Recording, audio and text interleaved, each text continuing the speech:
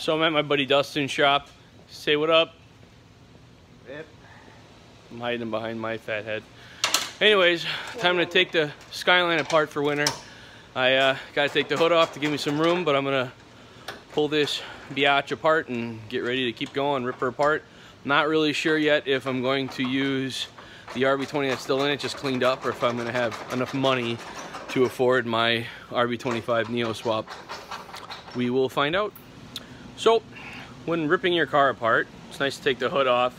Gives you nice, easy access for when getting at all corners of the engine bay.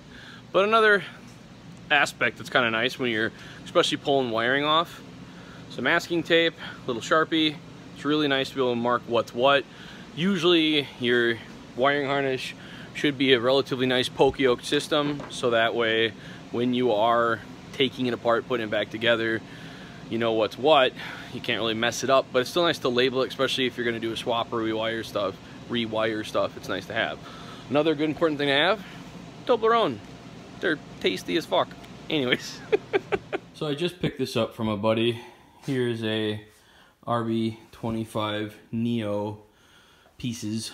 So the heads, all the other cams are out, but shims and everything else are in there still. Springs, valves, blocks all together, pistons, rings, rods, everything's still in there. And then everything else is in pieces. I gotta decide if I want to just assemble this back together and put it in, but I'm kind of leaning towards I should finish taking this thing apart and just, you know, hone it out, new rings, new bearings. Something I've never done before. I gotta think more about it. So I got these two engine stands. This one I've had for a long time. I used to have my old KAT on there a lot. This I just got from a friend, Meng, who wanted it out of his garage, so I just picked it up.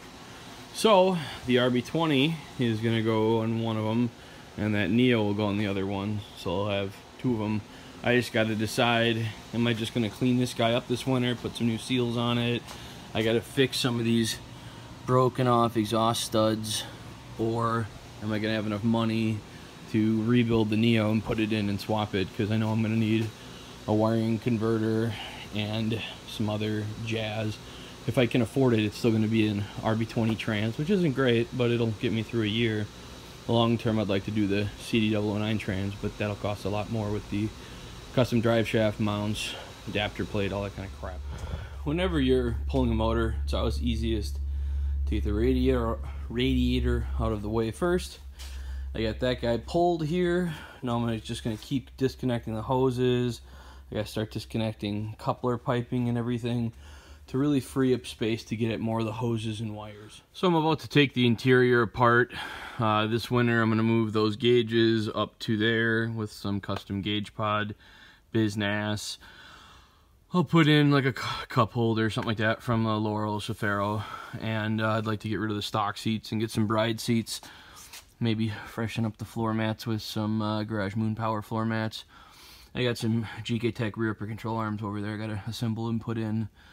But I'm about to take this apart. I'd like to get a different wheel too, not a Momo from the 90s. I also want to take the door off, the passenger side door. There's a lot of little stuff wrong with this car when I first got it, and one of the little things was this door handle, kind of the passenger oh shit handle, was busted.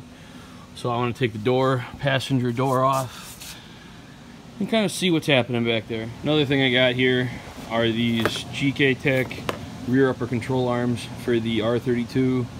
I assembled them already, just kind of zip tied them to keep the aluminum spacers or bushings in the end. But I won't install them today, but I got them assembled.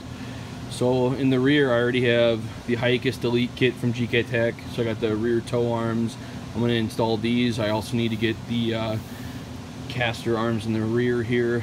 Eventually I'd like to get lower control arms so I can adjust. I actually want to move the rear lower control arm out, get some axle spacers to widen out the rear end. The front, I already have the front tension arms, which are the front caster arms. I need to get the upper control arms so I can adjust the camber in the front as well. Eventually everything, but I really like GK Tech and I plan to go with all of it. So I got the door panel off. I got it sitting over here on the trunk. And I took the handle off, which looks fine except for the fact that you can see there's a crap load of like JB Weld or putty or some crap on there. So then I look over here and I see that the mounting surface for this is broken out. Well, this is some fairly thin plastic. I'm not really surprised it did break out. I thought maybe the bolt hole for this broke, but it looks like it's still in there. The screw is still in there. So I'm gonna try to break off all that putty crap, and then I'm gonna make a nice, probably steel plate to go in here to reinforce this. So I can put the screw back through it and really give it some beef, because when drifting I don't want a passenger to grab the oh shit handle and rip it off the door. So upon further analysis, I was wondering why this looked like a screw hole, but my car didn't have a screw in it. I did get that off, by the way. And I was just looking at it more and more, and I thought maybe this is a universal handle. Well, not universal, but used on other cars. But I just really looked like it needed to have a screw in it, and mine didn't have a screw in it.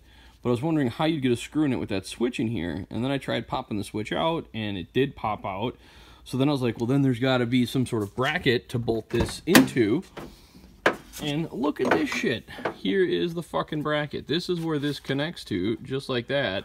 So obviously, this flimsy plastic is not meant to be the oh shit handle.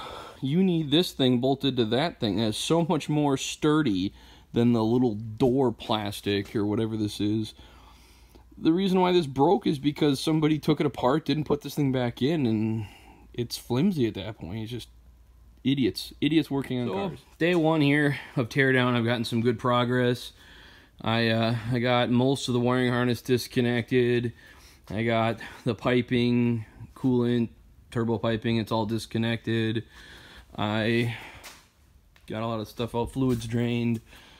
Interior, I got the shifter loosened up, but I got to pull 2 more bolts off to pull the shifter off. I got the center dash out, but I got a little distracted with my door panel stuff.